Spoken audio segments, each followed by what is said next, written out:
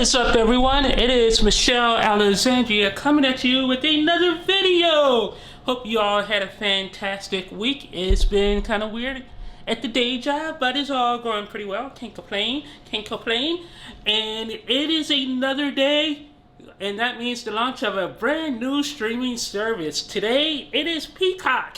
So the NBC's Peacock network launched a couple of days ago, and after spending a couple of days perusing it, I gotta say, I'm absolutely loving this service. I think this would now become my go-to streaming service because one word, Law and Order, and Dateline, and all this other amazing stuff.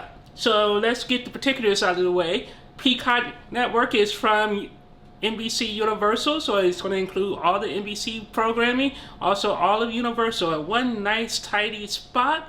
And before I get into this, the app is also available on Android TV, on my Android TV, and it's also available on my LG TV. So this is a rare app that actually launched on LG. So there it is. You see, Peacock. So I'm actually pretty happy about that.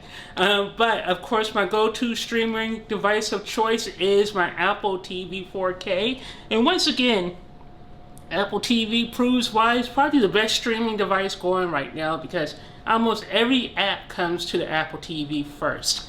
So you don't have to worry about any of this weird political battles and fights people have, because right now you can't get Peacock on. Peacock is not available on the Amazon Fire Stick, nor is it available on Roku devices. And I'm like, really? That's weird and kind of sad, because those two devices apparently make up 60% of the streaming market. But I don't have to worry about that because I have my tasty Apple TV 4K. There are 3 pricing tiers for this. So there's a free tier, where you get limited access to some shows, but you don't get access to the entire catalog, and that is free, but it's ad supported. Then there's a middle tier, which is $5, and you get access to the entire breadth of what's on Peacock, and that's $5 with ads. But me, I am a baller. I always go no ads, because over here I have the NBC app. And a lot of the same content that's on Peacock is also an NBC app. Only NBC app, you don't get movies. But you also have to put up with the annoying commercials. And I hate app commercials because basically you end up watching the same damn commercial over and over and over and over again. You can't skip them. And then if you try to rewind or fast forward while you're watching the show, the same commercials will pop up all over again. So sometimes you're literally watching the same commercial like 5 times in a 1-hour period. Drives me absolutely insane. So I would rather spend the $10 to get a non-interrupted viewing experience. So with all of that said, oh, another thing, please, for the love of God, stop talking about how bad the name Peacock is. It's been NBC's name since it started. Over 80 or 90 years ago. NBC has always been known as the Peacock Network. That's why the service is called Peacock. I'm so sick of morons pretending like somehow this name is so outrageous and out of the blue and stupid, and I don't understand why they named it the Peacock Network. That's always been their names, you dummies. So, you dummies and morons. So anyway, with all of that said, let's click in.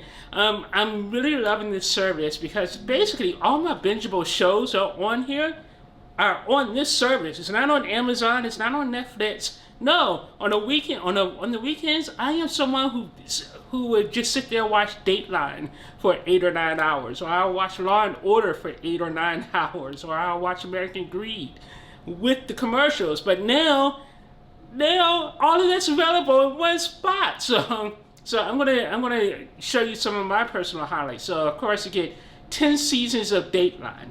You get your Snapped. You get your Forensic Files. You get your American Greed, which is one of my all-time. I've already watched.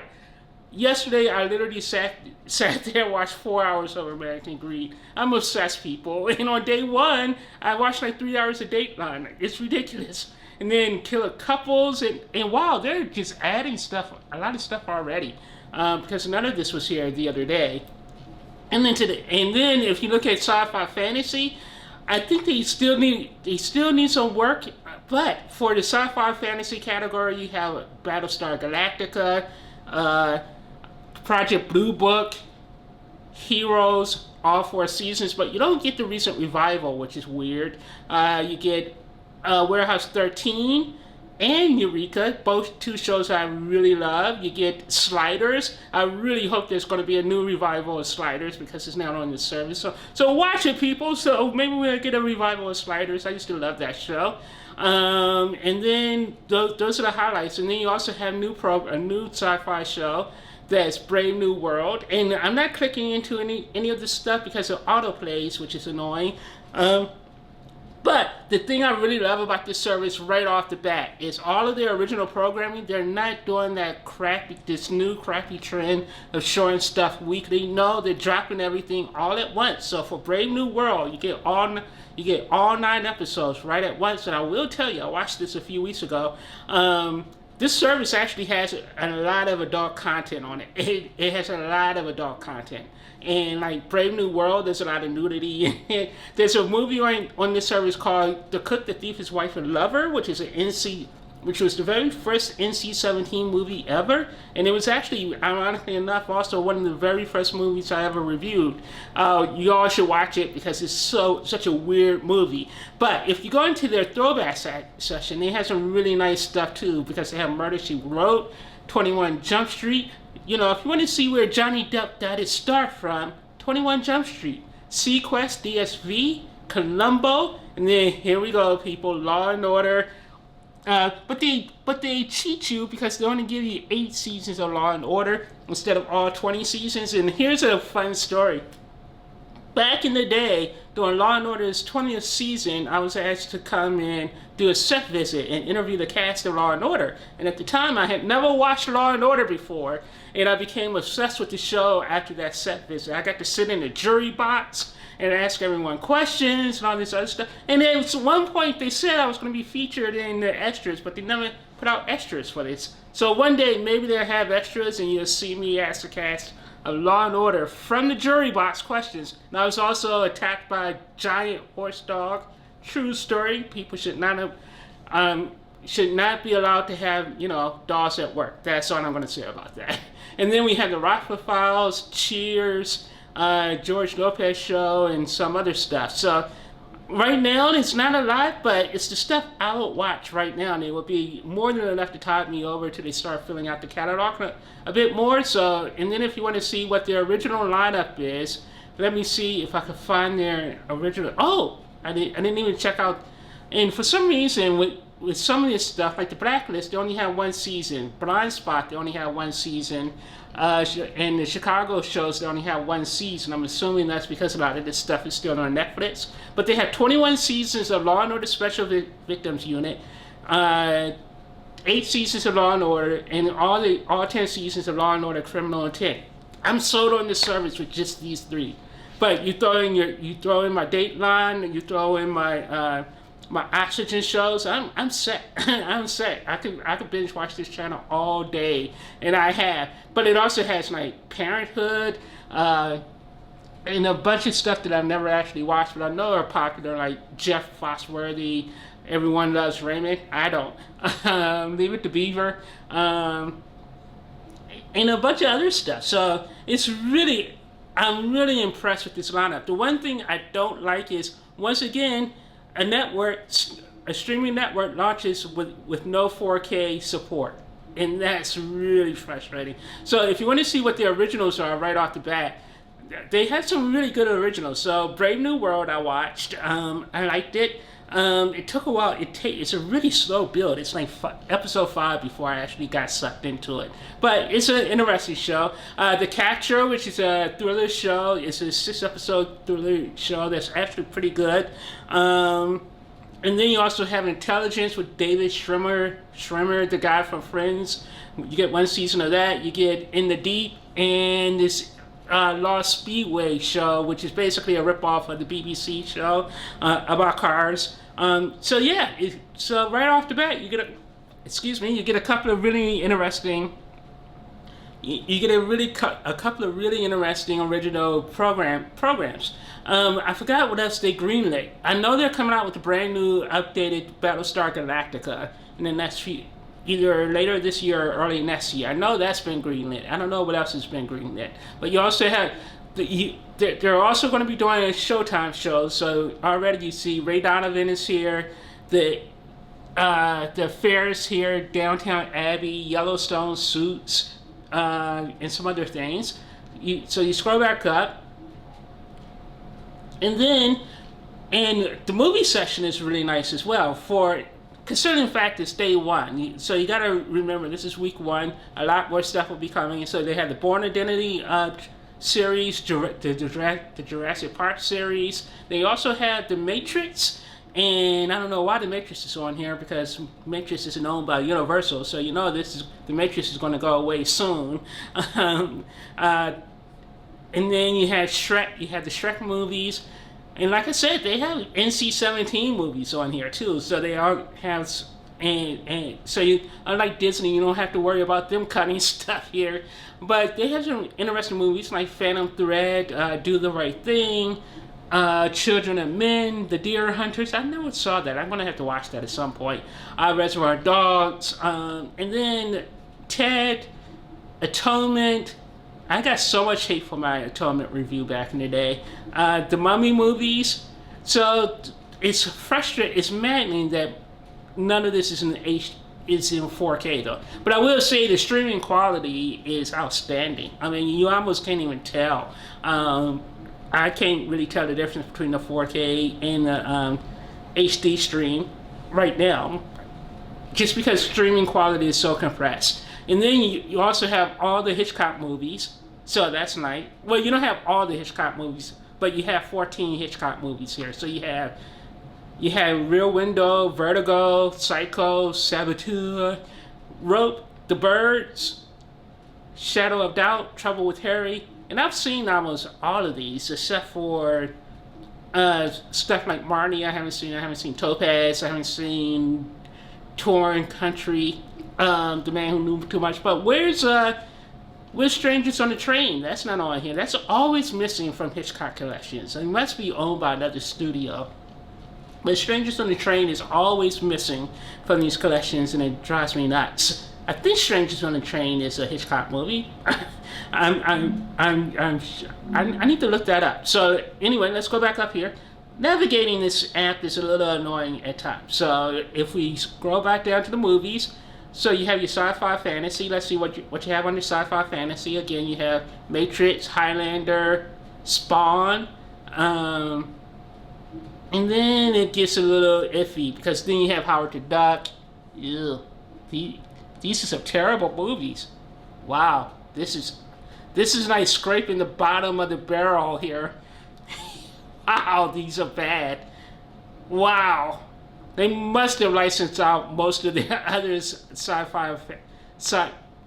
they licensed out a large portion of their movie library, so you're not going to be getting the cream of the Universal movie crop, I don't think. But it's still a nice collection, I think. So they have documentaries. They also have all the classic monster movies. So they have like Dracula, Frankenstein, The Invisible Man, and some of this other stuff. They don't have any of the newer movies. They have Abbott and Costello. So yeah, I really like it. The app also includes a whole sports section. So if you go back, oops, I keep exiting out of that, sorry. So you go back over here, the kids section is really pathetic, not even worth talking about. They have a news section that has all the NBC news stuff, I don't care. But then they have sports! So they have Premier League highlights, sports stories, poor Redskins. I'm from DC, so.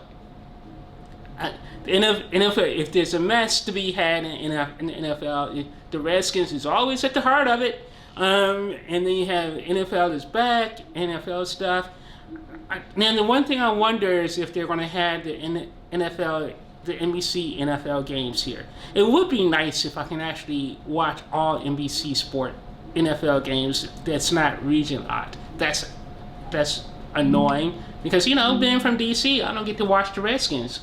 where I'm at. So then over here, I'm not going to click the channels or trending button because it automatically plays stuff, which is, again, annoying. But there's a trending section which shows all the trending videos, and then there's a channel section where you can actually watch all your NBC channels, NBC Universal channels in one spot. So it's not a bad app. I really love it. I actually think if my internet bill wasn't so expensive without cable, I can actually see myself cutting cable. But as it is, my internet bill would be like $80 or $90 if I just cut the cable. But yeah, this service is amazing. For week one, it's already my favorite service. Oh, and you also have a brand new Psych movie. But I didn't see Psych. Oh, yeah. Okay, so never mind. You do get Psych. You do get Psych, Suits, and all the USA shows. So that's awesome because for the longest time, I was hooked on USA Network.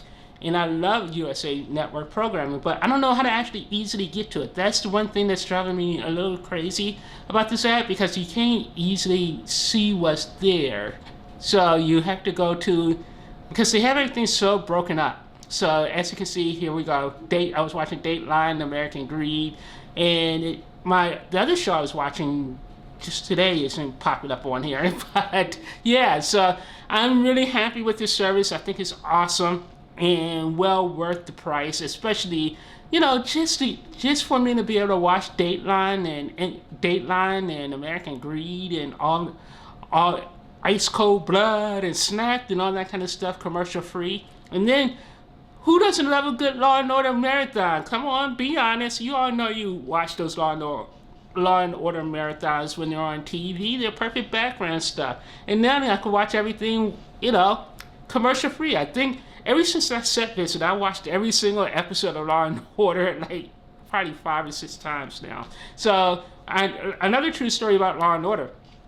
When I had LASIK eye surgery, I was blind for like a week.